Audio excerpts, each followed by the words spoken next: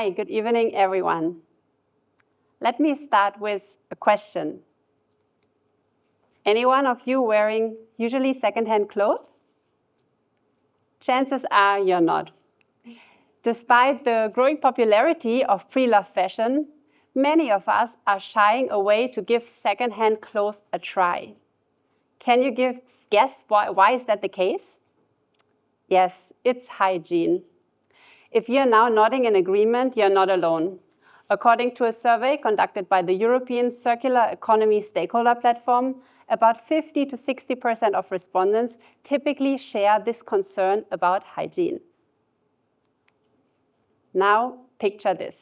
A long-awaited holiday. You finally made it to your dream destination, unpacked your bags, took a refreshing shower, and here's my question to you. Why do you feel perfectly fine using those hotels, towels, and sheets? You know they have been used by a stranger not long ago. Wouldn't this cause the same hygiene concerns? My personal sustainability journey started some almost 10 years ago when this little girl was on her way. And me and my husband, we decided we wanted to embrace a more simple, minimalistic, and sustainable lifestyle. And in our journey, we came to realize that there's this strange paradox related to adopting sustainable habits. Even if we have a fair good idea of what we want to do, there seem to be some hidden forces pulling us back, making it so hard to follow through with these intentions that we had. So with a profession in learning and development and change management, I decided to embark on this journey to understand, where does this intention-action gap come from? What can we do about it? And along the way, ended up founding my own startup as well. Let's look at this intention-action gap a little bit closer. Oftentimes, companies we support report to us that the recycling rates in office tend to be below expectation. Even after having put up dedicated recycling bins, labeling them what to throw and what not, or even hanging up posters explaining the steps, people don't recycle. Now, is it that people don't see the benefits of recycling? Yes, of course they do. Is it that they don't know how to recycle right? That's not the case either. The main concern is inertia. So where does this inertia come from? Typically, it's habits and routines, because it's so much more comfortable using this little rubbish bin that we have right under our desk than going the extra mile, maybe across the pantry, to recycle there. Then we have a lack of motivation. Why should I do this? Is everybody in the office going to recycle now? What benefit do I going to get from doing it? And then, of course, low trust and confidence. How do I know that the items that I'm going to place now in the recycling bin end up being recycled? Do I trust our local system? And what difference does my individual action do after all? So these are just the many, many questions that will run in our head as we decide to act or not. And it turns out that our decision-making is not as rational as we might think it is.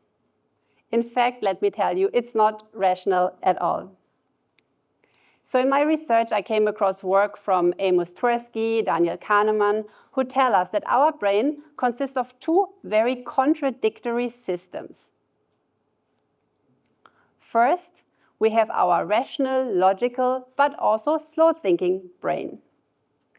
This system helps us to take deliberate decisions, solve complex problems, reflect critically. Thanks to this part of our brain, we well understand that climate change is caused by the effects of greenhouse gases in the atmosphere. And we are also well aware that our consumption habits are not sustainable and have negative effects on, of course, the environment and our communities. And then we have a second, very different thinking system.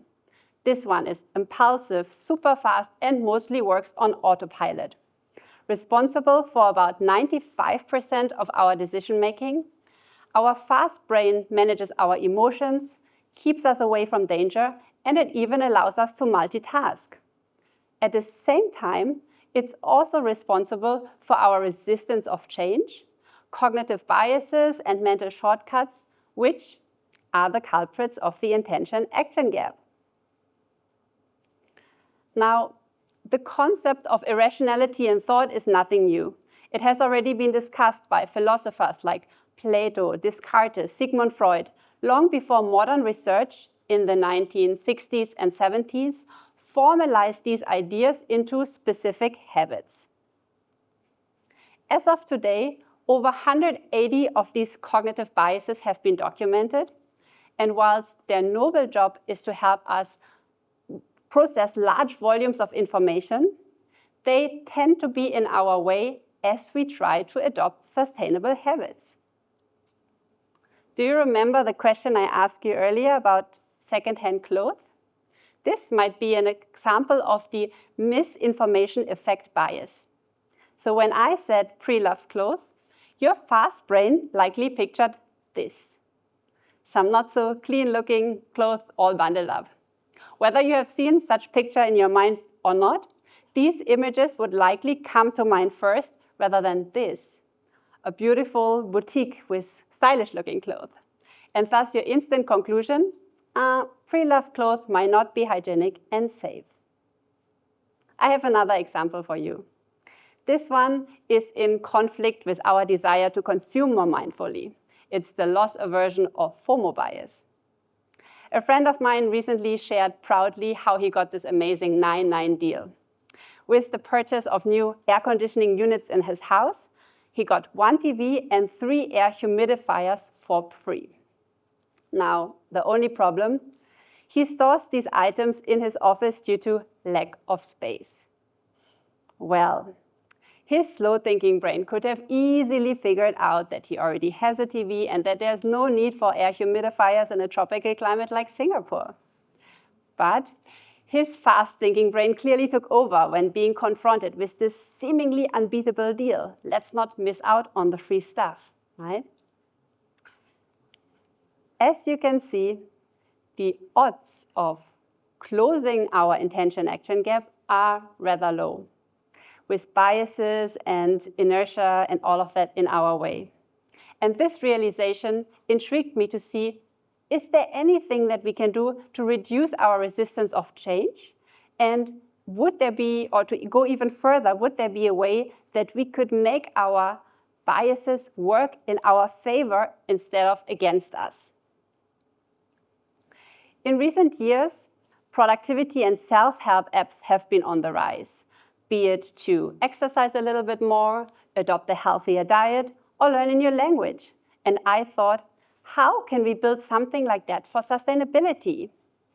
What I envisioned was an app that helps us in a fun and rewarding way to lower our carbon footprint, reduce waste, and do good for ourselves and the community. Imagine you could earn points for bringing your reusable lunch container, choosing greener commute options, or helping in the community. And then redeem these points for vouchers or impact rewards, such as planting trees or removing trash from the ocean. As we went on to build this app, we actually found something interesting. Yes, there were some levers that can help us manage biases and manage inertia. So what are these levers? Firstly, knowing the facts. This can reduce your likelihood of falling victim to biases by an astonishing 30%. So the good old sustainability awareness building is definitely worth it. Secondly, social norms. As much as we are sometimes led into consuming more due to peer pressure, the same bandwagon effect can be that positive nudge that gets our running shoes on to join a Team Steps challenge or do some carpooling with our colleagues or do beach cleanup on the weekend. And then, of course, we have incentives. Wouldn't you feel more inclined to remember bringing your reusable lunch container if I told you you will get a free cookie after your 3rd BYO? These small but tangible rewards can do wonders to get us started. In fact, in behavior science, choosing a smaller immediate award over one that is bigger and we get in the future can be classified as hyperbolic discounting. Other bigger rewards, for example, the chance of winning a dining voucher, a staycation, or getting a foldable bicycle. These rewards can be great to get community members into the sustainability campaign, perhaps, who might not initially feel that they are attracted by sustainability alone, but more attracted by the prizes. Now, besides tangible rewards, we also have intangible ones. This could be seeing your name on top of the leaderboard, having your sustainability idea being featured in the internal company newsletter, or a simple good job pat on the shoulder by your boss. Recognition heuristics makes us much more likely to do an activity that we are recognized for. Thus, you can consider it as a secret sauce for anyone who wants to drive a change initiative. Affect heuristics, or mental shortcuts that we take based on our immediate emotions, are also very powerful. So to better connect our users' actions on the app with their emotions, we decided that the gamified interface should change for the better based on good deeds done, but also to the worse if they committed to something and didn't follow through in the end. But don't get me wrong here. It's not about doing sustainable habits perfectly.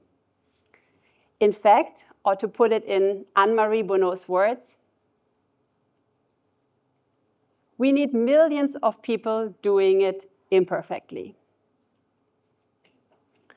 Now, one thing that is very important that we have to keep in mind as we are reflecting on these different levers that I mentioned, tangible, intangible rewards, peer pressure, sustainable information, these levers work differently based on people's personality, values, and belief systems.